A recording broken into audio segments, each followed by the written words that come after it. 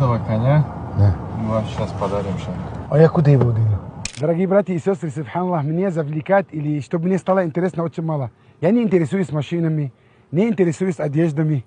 Я просто иногда одеваюсь, чтобы люди другие мне одевали хорошо, чтобы другим было приятно. Но, субханаллах, такой подарок дал мне мой брат Мухаммад, иди сюда. Пусть Аллах, субхану тааля, одарит тебе сотни таких в раю, брат. Аминь, я рабби.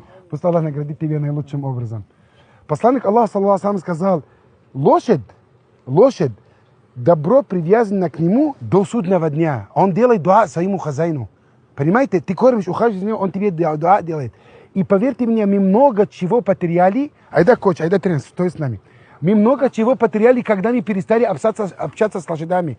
Когда начали обходиться без лошади на машине или на автобусе, или. Реально, если дали мне бы выбор жить с машинами или с лошадями, как жили мои прапредки еще, мы так на лошадью. Спасибо вам большое.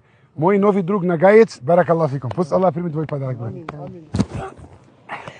Красота, брат. Что за красота?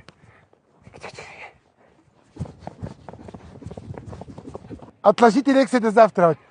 Я простой раб. Даже лошадь, он завлекал пророка Сулеймана. А что я такой? Отменяем все лекции сегодня и завтра, короче. Я с Алпаном буду. Машаллах. Может быть даже нога себе порой.